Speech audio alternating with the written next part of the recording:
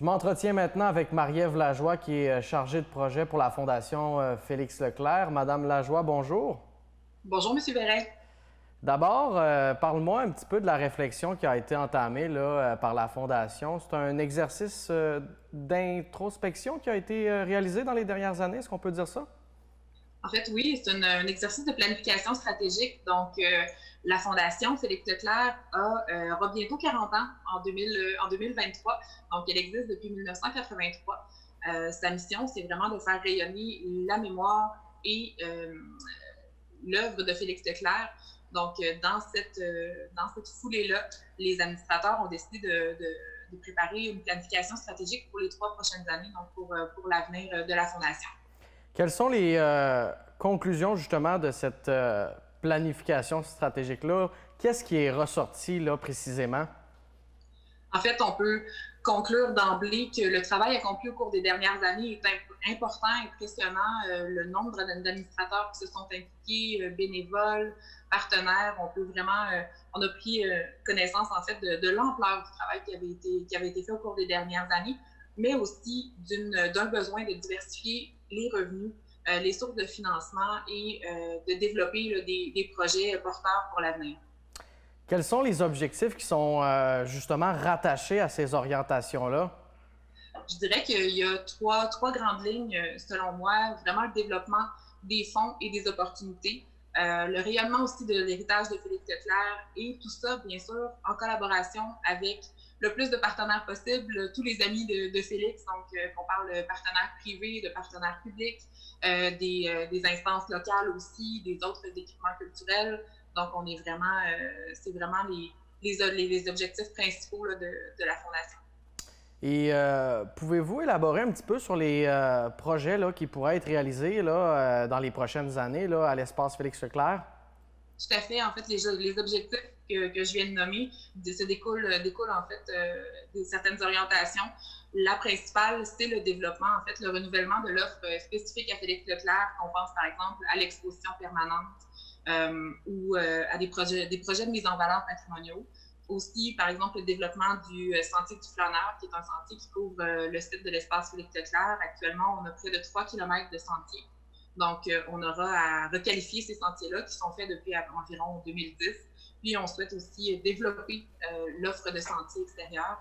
Si on pense, par exemple, à la diversification aussi de l'offre culturelle en général, ça passerait par une requalification, en fait, de la salle de spectacle qu'on a actuellement, qui pourrait, avec un agrandissement, devenir beaucoup plus polyvalente, accueillir, par exemple, du théâtre, du cinéma. Donc, ça, c'est vraiment un grand objectif. Puis la jauge aussi augmentée permettrait d'avoir une meilleure rentabilité lors des spectacles. Puis encore une fois, ben, les orientations de développement de partenariat sont toujours très, très présentes là, dans les orientations. Donc, il y a un aspect vraiment culturel, un aspect de plein air, l'aspect muséal, ça, est-ce qu'on veut le développer également? Oui, tout à fait. L'exposition permanente, ça fait partie de nos objectifs pour les 3 prochaines années de renouveler l'offre qui est à l'étage de l'espace Félix Leclerc. On souhaite aussi développer l'offre d'exposition temporaire. Donc, on pourra l'annoncer là, prochainement, mais on souhaite avoir une exposition temporaire pour cet été. Donc, on pourra en faire l'annonce dans les prochaines semaines.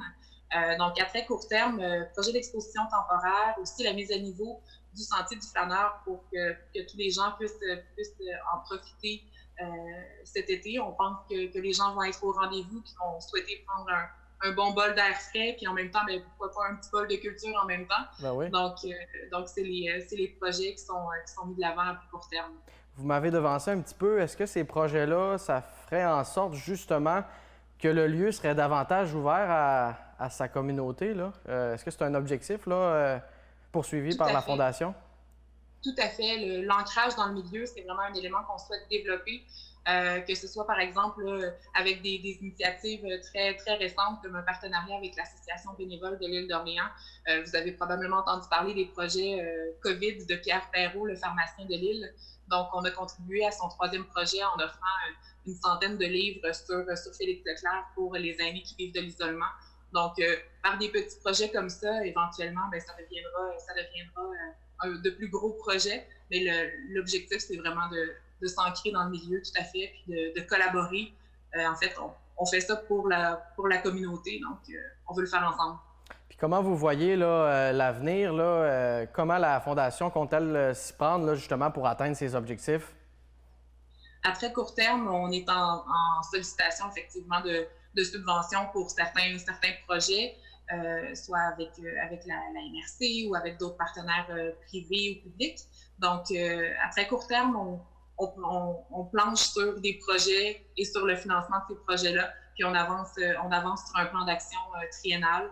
Donc, notre orientation, c'est sur les 3 prochaines années, avec une volonté, bien sûr, d'agrandissement, de développer l'offre relative à Félix Leclerc, avec peut-être aussi une offre extérieure qui viendra. Donc on vise trois beaux années, disons 3 belles années pour arriver à notre 40e anniversaire. Justement, il y a un travail de représentation à faire pour trouver des opportunités de financement. Est-ce qu'il y a déjà des partenaires qui ont levé la main là, pour dire qu'ils sont intéressés là, à tous ces beaux projets-là? Oui, tout à fait. En fait, on peut nommer la municipalité, en fait la MRC, qui a donné son appui au projet. Je pense que le regroupement des équipements culturels de l'île d'Orléans, en général, l'accueil est très, très bon aussi. On a des discussions avec la Chambre de commerce aussi, M. Paris.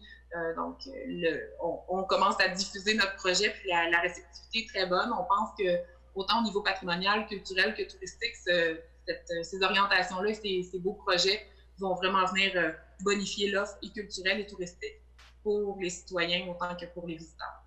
Puis en résumé, est-ce qu'on peut dire que tous ces projets de développement-là doivent se faire là, dans le respect des valeurs qui étaient chères aux yeux de Félix Leclerc? Tout à fait. Notre objectif, c'est vraiment de le faire en collaboration. Donc, Félix Leclerc chérissait aussi la nature. Donc, ça reste toujours une priorité pour nous dans une optique de partage, d'accueil, d'ouverture, bien sûr. Donc oui, tout à fait, on demeure disons, dans les traces de Félix et dans son sillon. Pour perpétuer sa mémoire, hein? Exactement. Bien, merci beaucoup, Madame Lajoie, pour l'entrevue d'aujourd'hui. Ça m'a fait grand plaisir. Voilà, c'était Marie-Ève Lajoie qui est chargée de projet pour la Fondation Félix Leclerc, alors qu'un vent de renouveau souffle actuellement là, sur l'espace Félix Leclerc qui est situé à l'entrée de l'île, à Saint-Pierre de l'île d'Orléans.